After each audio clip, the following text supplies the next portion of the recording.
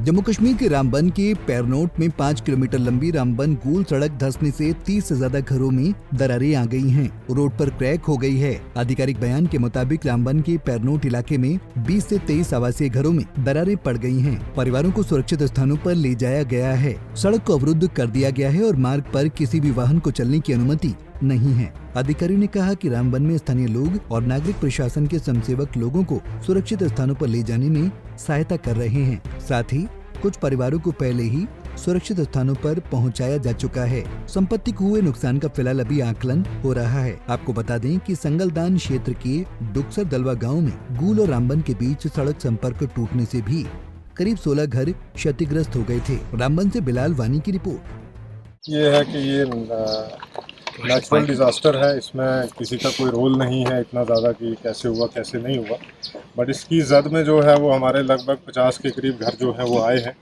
तो इनकी फैमिलीज़ को जो है वो अभी हम रिहेबिलिटेट करेंगे, शिफ्ट करेंगे, सो दैट के टेम्परेरी तौर पे इनके रिहाइश के लिए जो है वो कुछ टेंटेजेस वगैरह इन सारी चीज़ों में उनका रहने का इंतज़ाम किया जाएगा। दूसरा इसमें ये है कि जो हमारी एसेंशियल सर्विसेज है, जैसे आपने रोड देखी, बिजली देखी, हमारी फर्स्ट प्रायोरिटी यही रहेगी कि इसको रिस्टोर करेंगे। और थर्ड प्रायोरिटी हमारी ये है कि इनका जितना भी डैमेज हुआ है उसको असेस करेंगे, तो अंडर रूल जो भी इनको कंपनसेशन जो मिलेगा तो वो उसको हम अदा करेंगे। उसके अलावा सर गोल संगलदान का रोड देखें, अभी क्या है कि पूरा इलाका जो है लगभग अगर आप देखेंगे तो 1 किलोमीटर का स्ट्रेच है। अगर हम हाइट इसमें स्लोप में देखेंगे तो वो पूरा एरिया चल रहा है, तो उसमें हम जो है वो अभी कोई भी एकदम ऐसा नहीं ले सकते हैं कि जिसमें अभी रोड को थ्रू करेंगे।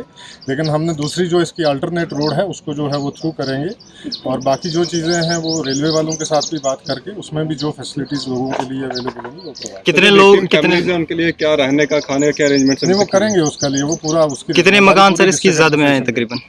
जैसे मैंने पहले ही बताया, लगभग 50 के करीब 30 जो हैं वो इमीडिएटली डैमेज हो गए और 20 के करीब जो हैं वो इसकी जद में और आ सकते हैं। तो इन सब का जो है जितने भी हमारे लोग हैं उनके लिए जो खासकर ये मेरी फैमिली है, क्योंकि डिस्ट्रिक्ट एडमिनिस्ट्रेशन की एक फैमिली होती है लोगों के बीच में, तो फैमिली का हेड जो है वो डीसी होता है, तो इसकी मैं कंप्लीट जिम्मेदारी लेता हूँ कि इनकी रिहाइश का, इनके खाने पीने का सारा इंतजाम जो है वो किया जाए। और टावर्स भी इसके डैमेज में आए? बिल्कुल, टावर जो है वो हमारे डैमेज हुए हैं। इसका भी जो है वो भी आपको पता ही है कि टाइम लगेगा किस तरीके से, क्योंकि लैंड अभी सिंक ही हो रही है। तो एसेंशियल सर्विसेज में जैसे ये रोड है और लोकल जो बिजली है, फर्स्ट प्रायोरिटी पे हम वही रिस्टोर करेंगे, और जो सेकंड प्रायोरिटी हमारी है कि कैसे लोगों के लिए जो है वो टेंट्स वगैरह लगवाएं, खाने का इंतजाम किया जाए, मेडिकल का कैंप लगवाया जाए, सो दैट को इनको कोई इशू जो है बना। इसको से पीछे, इससे पहले भी पीछे था मकान रह गए थे, तो उसमें बस कोई मेन देखिए, अभी तो जियोलॉजी की टीम जो है उसको जो है लगा, क्योंकि हम जमीन के अंदर की चीजें तो जान नहीं सकते हैं, तो इसमें तो टीम आएगी तो वही बराबर। बाकी एडवाइजरी क्या रहेगी लोगों के लिए? काफी लोग हमने देखा चल रहे हैं। वो परेशान नहीं होना है, किसी हड़बड़ाहट में नहीं आना है, क्योंकि ये कुदरती तौर वे में ये हो रहा है, डिजास्टर है। और दूसरी है कि अपना ख्याल रखें, अगर इस किस्म की कोई भी अगर ऐसी चीज़ बचाना जो है वो सबसे ज़रूरी चीज़ है, क्योंकि किसी भी डिजास्टर में जो मिटिगेशन है और प्रीपेड बड़ी इम्पोर्टेंट है, ताकि कम से कम जो है वो नुकसान जो है वो हो। खासकर जैसे घर टूट रहे हैं तो वो कम से कम नुकसान उसका हो।